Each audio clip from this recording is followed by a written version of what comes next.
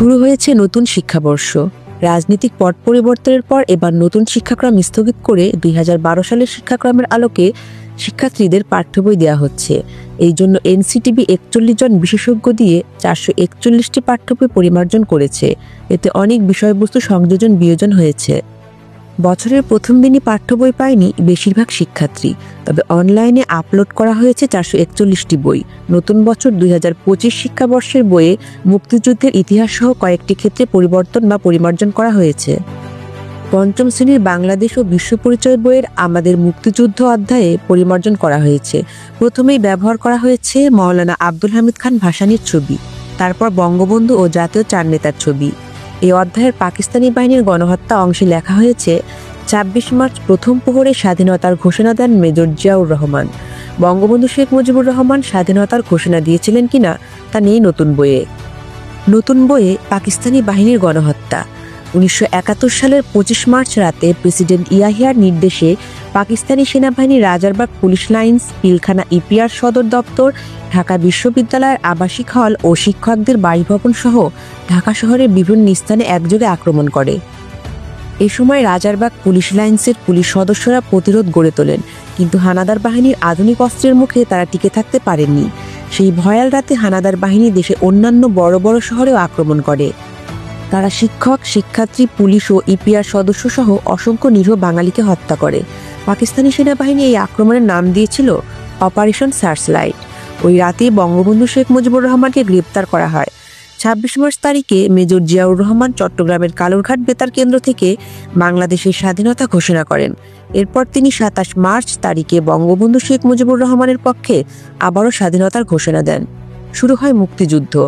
৯ মাসের মুক্তিযুদ্ধে ৩০ লাখ মানুষ শহীদ হন। ১ কোটির বেশি মানুষ ঘরবাড়ি ছেড়ে প্রাণের ভয়ে ভারতে আশ্রয় নেন। পাকিস্তানি সেনাবাহিনীর হাতে বাংলাদেশের নির্মম গণহত্যায় নিহতদের স্মরণে প্রতি বছর ২৫ মার্চ জাতীয় গণহত্যা দিবস পালন করা হয়। পুরনো বইসমূহে পাকিস্তানি বাহিনীর গণহত্যা। আগের বছরের পাঠ্য বইয়ে পাকিস্তানি বাহিনীর গণহত্যা অংশে ছিল ১৯৭১ সালের ২৫শে মার্চ রাতে পূর্ব পরিকল্পনা অনুসারে প্রেসিডেন্ট ইয়াহিয়া খানের নির্দেশে পাকিস্তানি সেনাবাহিনী Rajarbagh police lines, Pilkhana EPR সদর দপ্তর, ঢাকা বিশ্ববিদ্যালয়ের আবাসিক হল ও শিক্ষকদের বাসভবন সহ ঢাকা শহরের বিভিন্ন স্থানে একযোগে আক্রমণ করে। এ সময় রাজারবাগ পুলিশ লাইন্সের পুলিশ সদস্যরা তাদের ৩০৩ রাইফেল দিয়ে সশস্ত্র প্রতিরোধ গড়ে তোলেন, কিন্তু হানাদার বাহিনীর আধুনিক অস্ত্রের আক্রমণে তারা টিকে থাকতে পারেননি। সেই ভয়াল রাতে হানাদার বাহিনী দেশের অন্যান্য বড় বড় শহরেও আক্রমণ করে। পাকিস্তানি সেনাবাহিনী শিক্ষক, শিক্ষার্থী, পুলিশ ও ইপিআর সদস্য সহ অসংখ্য নিরীহ বাঙালি জনগণকে হত্যা করে। এটি বিশ্বের বুকে নৃশংসতম হত্যা ও ভয়াবহ ধ্বংসাত্মক কার্যক্রমের এক ঘৃণিত উদাহরণ। পাকিস্তানি সেনাবাহিনী নিরস্ত্র বাঙালিদের উপর এই আক্রমণের নাম দিয়েছিল অপারেশন সার্চলাইট। ওই রাতেই বঙ্গবন্ধু শেখ মুজিবুর রহমানকে গ্রেপ্তার করা হয়। গ্রেপ্তার হওয়ার পূর্বে ২৬ মার্চের প্রথম প্রহরে বঙ্গবন্ধু বাংলাদেশের স্বাধীনতা ঘোষণা করেন। শুরু হয় মুক্তিযুদ্ধ। ৯ মাসের মুক্তিযুদ্ধে ৩০ লাখ বাঙালি শহীদ হন। ১ কোটির বেশি মানুষ তাদের ঘরবাড়ি ছেড়ে প্রাণের ভয়ে ভারতে আশ্রয় নেন।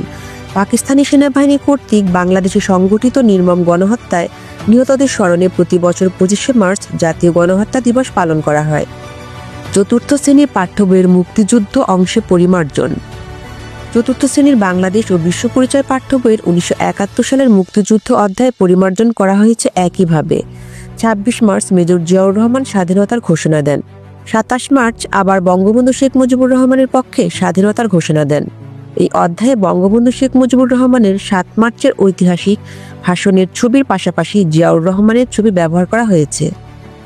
জাতীয় পতাকা ও জাতীয় সঙ্গীত। বিগত সময়ে প্রাথমিকের প্রথম থেকে পঞ্চম শ্রেণী পর্যন্ত বাংলা পাঠ্য বইয়ে বাংলাদেশের জাতীয় পতাকা ও পতাকা নির্মাণের নিয়মাবলী এবং জাতীয় সঙ্গীত বাংলা বইয়ের প্রচ্ছদের পরের পৃষ্ঠায় ছিল।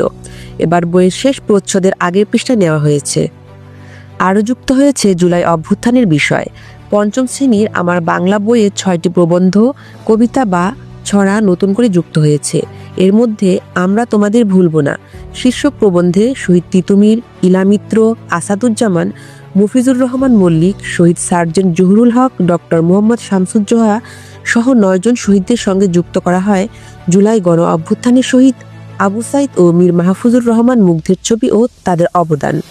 সব বইয়ের মুক্তিযুদ্ধের ইতিহাস অংশে একই পরিমার্জন। নবম ও দশম শ্রেণীর বাংলাদেশের ইতিহাস ও বিশ্ব সভ্যতা পাঠ্য বইয়ের 25 মার্চের গণহত্যা ও মুক্তিযুদ্ধ অংশে স্বাধীনতার ঘোষণার জায়গা পরিমার্জন করা হয়েছে।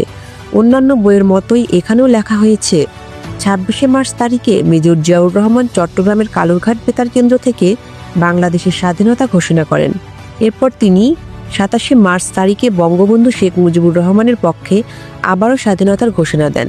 শুরু হয় মুক্তিযুদ্ধ। এই অংশে গণহত্যার ছবি এবং মেজর জিয়াউর রহমানের ছবি সংযুক্ত করা হয়। পাঠ্য বইয়ের পেছনে যুক্ত হয়েছে জুলাই অভ্যুত্থানের দেয়াল লিখন। এছাড়া মুক্তিযোদ্ধারা জাতির শ্রেষ্ঠ সন্তান, 52 থেকে 24 ইতিহাস এভাবেই ফিরে আসছে। বিভিন্ন নীতিকথাও যুক্ত করা হয়েছে বিভিন্ন বইয়ে। বইয়ের শেষ মলাটে পেছনে শেখ হাসিনার ছবি ছিল, তা বাদ দেওয়া হয়েছে। রাজবাড়ী সার্কেল, একই সুতোয় গাঁথা প্রাণ।